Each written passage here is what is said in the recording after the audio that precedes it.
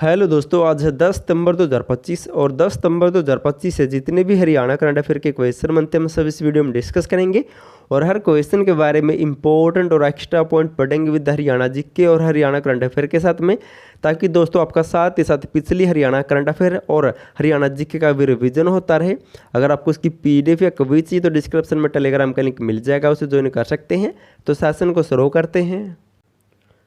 Question number 1 है, हरियाणा के किस जिले में अत्याधुनिक करू प्रशिक्षण केंद्र स्थापित किया जाएगा।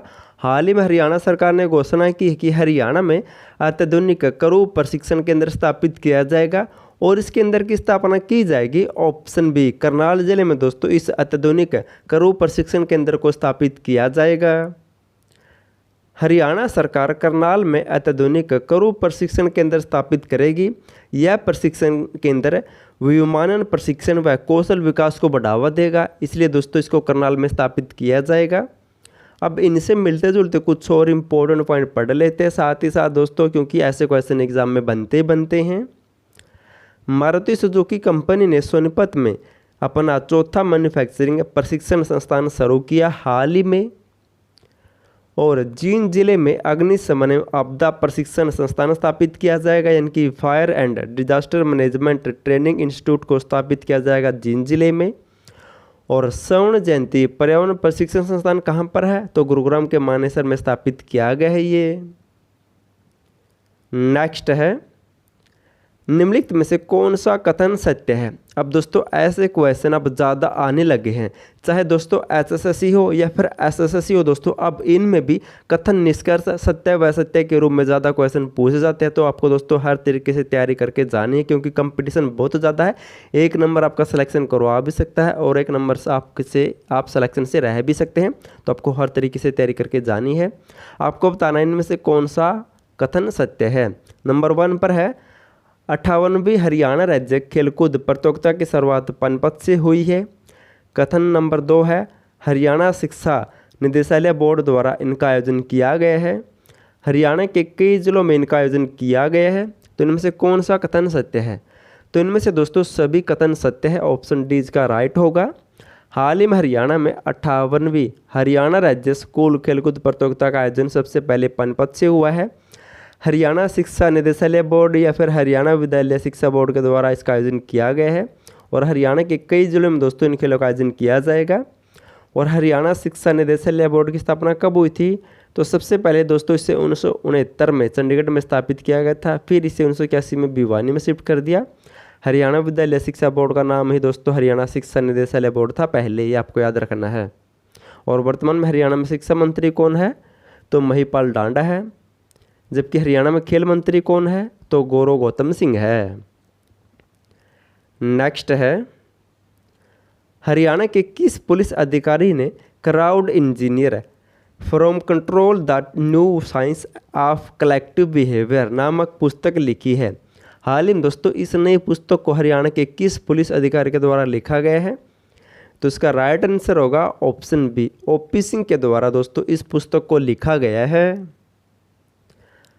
हरियाणा में डीजी रैंक के आईपीएस अधिकारी ओपी सिंह ने crowd engineer from control to the new science of collective behaviour नामक पुस्तक लिखी है। और ओपी सिंह ने दोस्तों इस नई पुस्तक में बताया कि पुलिस के द्वारा भीड़ को कैसे कंट्रोल या नियंत्रित किया जाएगा। इस पुस्तक के बारे में इन्हें डिटेल से बताया गया है, ताकि दोस्तों पुलिस को कुछ हेल्प मिल सके। और ओपी सिंह वर्तमान में हरियाणा में डीजी रैंक के आईपीएस अधिकारी, आपको नोट कर लेना, क्योंकि कई बार दोस्तों ऐसे क्वेश्चन आ चुके हैं कि दे दिया जाता है कि इनमें से हरियाणा में कौन आईपीएस रह चुका है, तो उनके नाम भी दे दिए जाते हैं। इसलिए आपको जो इंपॉर्टेंट नाम है वो याद रखनी है। और वर्तमान में हरियाणा में पुलिस महानिदेशक कौन है, तो शत्रुजीत कपूर है। यह हरियाणा के वर्तमान में 33वें पुलिस महानिदेशक है। हरियाणा के नए जेल महानिदेशक किसे बनाया गया हाल ही में, तो आलोक कुमार राय को बनाया गया है। और हरियाणा होमगार्ड व सिविल डिफेंस कमांडेंट जनरल कौन है वर्तमान में, तो मोहम्मद अकील है। तब तीनों नाम दोस्तों इंपॉर्टेंट है, याद रखने आपको। नेक्स्ट है, हरियाणा राज्य में नए विटा बूथों में महिलाओं को कितने प्रतिशत आरक्षण दिया जाएगा। हाल ही में हरियाणा सरकार ने घोषणा की हरियाणा में जो भी नए विटा बूथ खोले जाएंगे उनमें महिलाओं को ऑप्शन डी 50% आरक्षण दिया जाएगा। हरियाणा राज्य में नए वीटा बूथों में महिलाओं को 50% आरक्षण दिया जाएगा, ताकि दोस्तों वीटा बूथों के माध्यम से महिलाओं को आत्मनिर्भर बनाया जाए और उनके दोस्तों रोजगार दिया जाए, उनको आर्थिक विकास की तरफ बढ़ावा दिया जाए।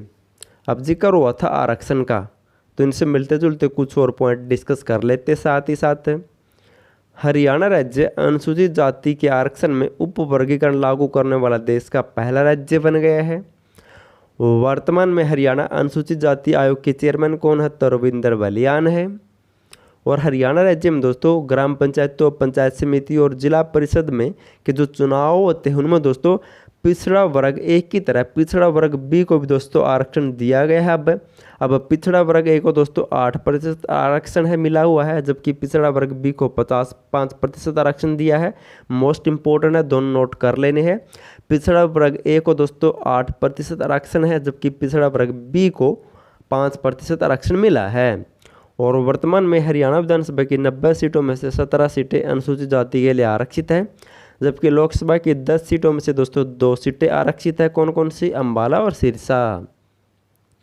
लास्ट वीडियो में आपसे क्वेश्चन पूछा था, हरियाणा के किस शिक्षक को राष्ट्रीय शिक्षक पुरस्कार 2025 मिला है?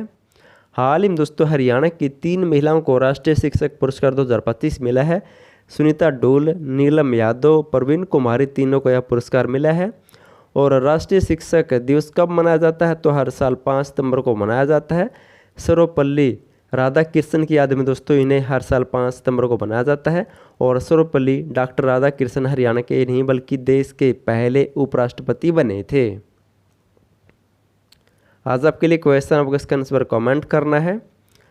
हरियाणा के सोहना IMT में किस देश की ATL कंपनी ने लिथियम बैटरी प्लांट लगाया है? आपको बताना दोस्तों सोहना में एक ATL कंपनी ने लिथियम बैटरी प्लांट लगाया गया है और ये कंपनी किस देश से संबंधित है?